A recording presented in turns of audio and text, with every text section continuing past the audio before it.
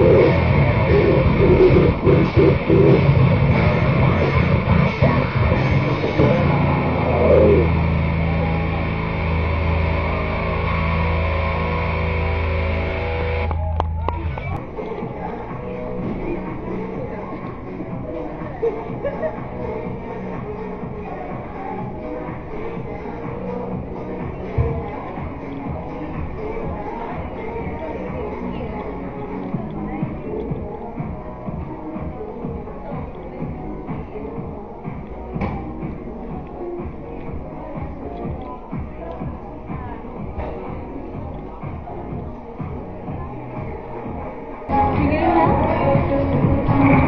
No.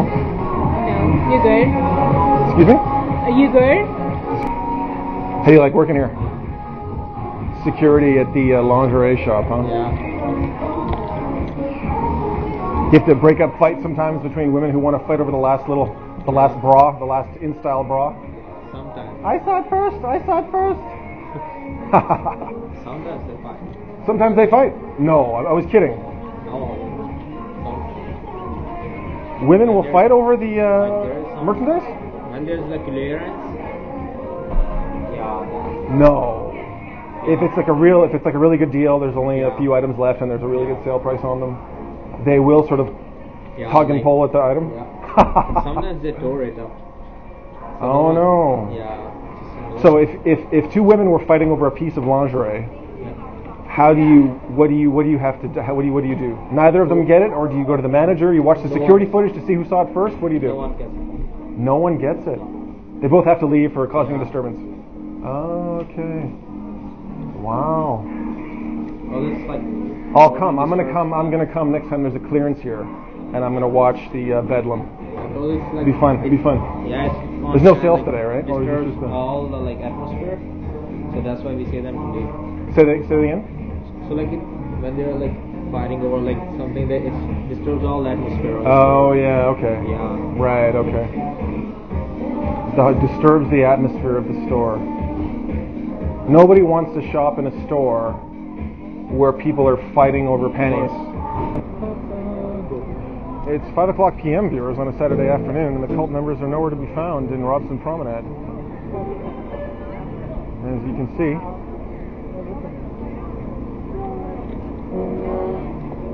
they're not right there, and they're not right there. And if they were, I'd be in trouble. So yeah.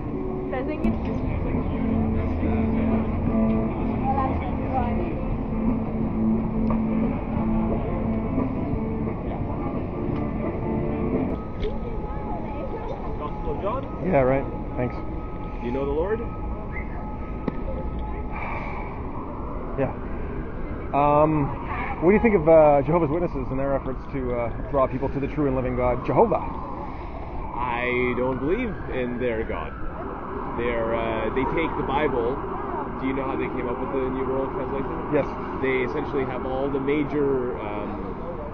major Christological verses about Jesus changed, essentially, to make him less than God. Christological, the ones that are about Jesus, it's a fancy word. But they changed the major verses where we get our doctrines of Jesus being equal with God. Okay. They change them in that one translation called the New World Translation. Cool. So anyways, that's, you don't mess with the text. Right. You don't mess with the text. Don't mess with the text. Why do you ask? Because they're not here today. They're always by SkyTrain stations. And they're not over there, right? In front of Best Buy. Yeah. And they're not in Robson Promenade. Have you seen them at Granville today? Nope. I wonder. What do you think's happening? I don't know. They're regrouping. So what do you believe? They're re-strategizing, I guess. They do that. They have these conferences at the Rogers Arena once a year. Right. In July. Right. So At the Rogers Arena? Rogers Arena, yeah. Are you sure about that? Somewhere, over there, that direction. Because I always see them walking back this way. The Trade and Convention Center down there. At where the Olympic media complex was built down there. Could be. So why do you ask about Jehovah's Witnesses? Are you a witness? I'm an ex-witness. Ex-witness, okay. Now Yeah. you are I'm an ex cult member. But do you know why you're no longer Jehovah's Witness? Like, have you thought about it? Oh, of course, yeah. Okay. Yeah. So it wasn't just like an emotional. No, You know, no, like you say, they mess with the word. And Yeah. Sorry, I interrupt you. Do you have 25 I don't carry change my credits. I don't give money to people in the street. Honestly. Ah.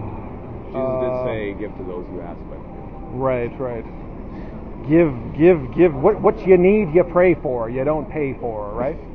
not necessarily. No? Okay. God may provide us people money to pay for what you need. He provides doctors to help heal you. So what is your Right. what is So your- I was one for like over 20 years. Okay. Well. And I started to learn some things, like you're saying, the changes kept popping up, the red flags, political opportunism, flip-flopping on the policies, really the bullying. When people are in a spiritual crisis in that organization, which a person is going to be in, I don't care how close they are to God and what kind of bond they have with Jesus, a person is going to be in a spiritual crisis. When people face spiritual crises in that organization, they have what's called the judicial committee, where 3 elders, appointed men, qualified men, appointed by the Holy Spirit. The anointed ones. The No, ones elders that- in local congregations. Gotcha. Okay. Will meet with that potential rape victim, potential abuse victim, potential real survivor of some really nefarious stuff. Because the closer you go to the light, the harder the dark tries to draw you and all that. So when Jehovah's Witnesses are in a crisis and they commit a transgression, the level of their repentance is assessed Sure. by 3 qualified men in what's called the judicial committee. And the person in that spiritual crisis can't have anyone with them. For instance, if it was an underage girl who summoned the courage to talk about Never say ever when it goes back to normal, say. So say a 14 or 15 or 16-year-old girl summons the courage to talk about years of abuse at the hands of her father, let's say. She will have to meet with those 3 men and potentially her abuser, the father or the uncle or the stepfather, whoever, in a 4-on-1 situation in the back of the Kingdom Hall. So we're talking about like red flags and reasons why I was leaving. Like I saw that happen with somebody who was in a spiritual crisis. It was more about protecting the reputation of the organization than A, hearing the truth, B, helping the victim, C, being honest about what the priorities were, D, E, F, G, right? So the number 1 priority for those elders and overseers and governing body members is the reputation of the organization. So I started doing some real research. I started being honest about my research, where I thought doing that research would mean being disloyal to God. Right. That is how sophisticated the mind control is. Yes. The organization becomes equated with God Himself. So I started to do some hard research, and I started discovering some facts about the organization, and I started as an ex-member, and a quote-unquote apostate, which is what they call people who leave for, not a disfellowshipping offense other than apostasy. Like I didn't fornicate, I didn't do a bunch of other stuff that you can get disfellowship for. I was strictly speaking out, being an apostate, protesting, etc. Started a YouTube channel, and so I would come up to them right over there, like around the city. I'd sort of go into the meetings and I'd film the proceedings, like I'm filming us right now. You don't mind? No. Cool. So I would go into the meetings and I would talk to the current members as an ex-member, and ex-cult members are able to put questions and raise points to current cult members that they're never going to have brought to their attention. Yeah. And I was seeing people who were doing other videos of that kind of thing, and I was thinking, yeah, there's that dishonesty. There's that arrogance that I was talking about. Let me go out and see if I can capture some of my own, and I did capture. From the inside, is that? From the inside, yeah. Because when you know what to ask, you can keep the conversation going. Like they have their own language, right? So I know the language, and I would get on common ground with them. But then I would start introducing topics like child abuse being covered up, and the elders, and the opportunism, and the money, and the real estate / publishing empire. Is it just posing as a religion? Is it really God's only organization, et cetera, et cetera? And instead of getting into a discussion, Like we're having a discussion. Yeah. Like Yeah. you can really disagree with me, Yeah. and I can be like, okay, and I can really disagree with you. We can be like, okay, but when you really challenge Jehovah's Witnesses and you know what you're talking about, they just say that is making them uncomfortable, and if you don't leave, I'm afraid I'm going to have to call the police. So literally, like, I'll show you. Like I've been doing it for almost a year now. Let me just give you an idea. I really appreciate you taking the time. Okay. So like, that's an elder. He lied to me about the inner workings of the organization. That's just a sister. They're called pioneers, regular pioneers. So the viewers know. She lied to me about the beliefs. Right over here, speaking of Granville, right? Okay. So I'm putting some tough questions to one of the Jehovah's Witnesses right out in front of Granville over there. She comes out with this smile on her face. And she's like, listen, I know who you are, and if you don't leave right now, I'm going to call the police. Her words exactly. I can show you the video. Sure. But then she's on the phone to the police, and she's like, hi, officer. Yeah, I've asked this man to leave us alone, and he won't leave us alone. So you see the hypocrisy there? Right. What? I threaten you thinking the cops are there to back me up if you don't do what I want. Gotcha. And then she. But then when I'm on the phone to the cops, it's, please come help me quick. I'm asking, and he won't listen. So she pulled that. She was filming me from across the street, holding her phone in front of her face like this. Yeah, yeah. And then when I went up to her to talk to her, she quickly put it away and walked away. Sure. He full on physically assaulted me at the Royal SkyTrain, pushed me in the stomach. So wait, what's your what's the end point? Okay, the end point is, if you can believe it, I had police come to my door. Do I seem like a potentially violent person? No. I'm just big and maybe a little annoying. Maybe a bit intense. Maybe a little big, maybe a little annoying. Okay, but check this out. And I've had maybe 30 conversations with police, or 30 officers, 20 conversations. Anyway, so as I was saying, they call the police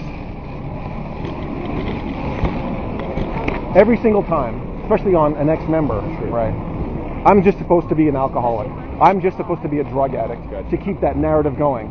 I'm not supposed to dare approach a Christian in good standing as an apostate, to dare discuss watch our policy with them. So I got arrested at my home. 2 police officers put me in cuffs at my home, kept me in processing for about 14 hours, brought me before a judge and said, you can either consent to these conditions of release or you can go back to your cell. So I said, no, just let me sign, let me get the hell out of here. I was in my pajamas. I wasn't allowed to defend myself. A social worker came out of nowhere to sort of say that I have issues going back 20 years, that factors into what I'm doing. Sure. So I consented, and now the courts are coming to the aid of the Jehovah's Witnesses, and as you can see right here, condition number 7, read number 7. You're not to be within 100 meters of any church kiosk operated by Jehovah's Witness membership. So basically it's like 100 meters. Yeah. Okay? And I'm telling you, like you've seen, how they will set up right there. They will set up in front of Best Buy. They will set up at Robson Promenade and literally almost every single SkyTrain station across the city. Yeah. So see, what I did wasn't an arrestable offense. They violate, like there's more for me to show you. Like I've been physically assaulted, I've been stalked, and I've been, they're making jokes about I have an interesting nightlife, implying that I'm being filmed at night. Right. Because of the ties between the organization and other elements, I guess, right? So they violate my rights all day long, yet here I am, not able to come within 100 meters of them, or like there's 10 more. They're designed to be impossible to abide by. Sure. So because there is no real arrestable offense, I'm supposed to give them a breach of these conditions of release that will then make it possible for me to really face some trouble, right? Sure. So I guess the reason I'm talking to you now is because I can't come within 100 meters of them for at least until December 18th when I go to trial. Right. So I wanted to talk to you today so that when you see them, you've got your own questions, I'm sure, for them. But on behalf of me, if you could ask them, what do you guys think of people who leave your organization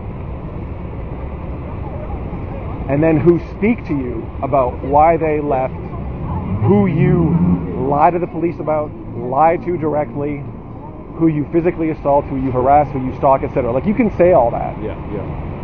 So, and you want, like, you're sharing this with me so I can get maybe some. So you can know. Right. People are going to want to talk to you possibly because, Yeah. like, I'm dying to show this to them. Yeah. Once these conditions have been dropped and the charges have been stayed and I'm free to do what I do again, yeah. like, it's the equivalent of what we're doing right now. Yeah. But you decide, sir, I'm starting to feel uncomfortable, and you call the police. Yeah. And then somebody else in your group calls another officer. And then somebody else in your group calls another officer, and then the police decide they're just sick of me. Yeah. But this is two cool people just talking. Yeah. Like, you're not a cult member. I'm hopefully not a cult member anymore. You know what I mean? So my whole thing now is, because this is a victory as far as I'm concerned for me, right? So believe me, when they're standing out here and they're watching you hand out your booklets and talk to people, they're thinking,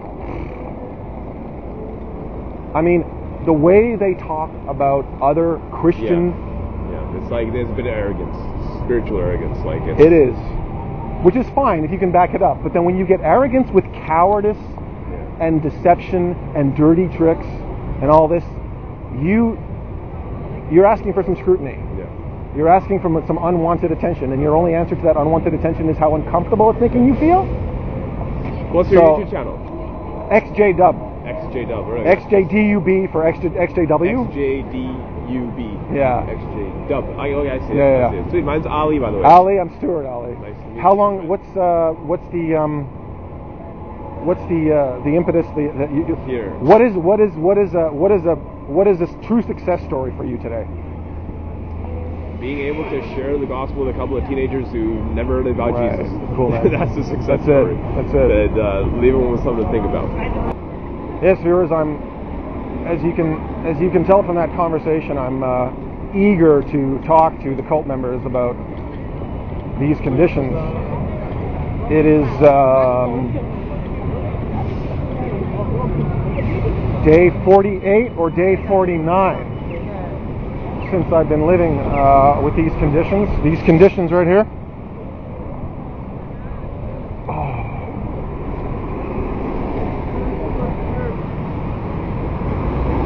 Now, I have to be careful now, as you can tell. There, yeah, so the cult members are there. I can see them from here. I cannot even cross this street. I have to go this way, viewers.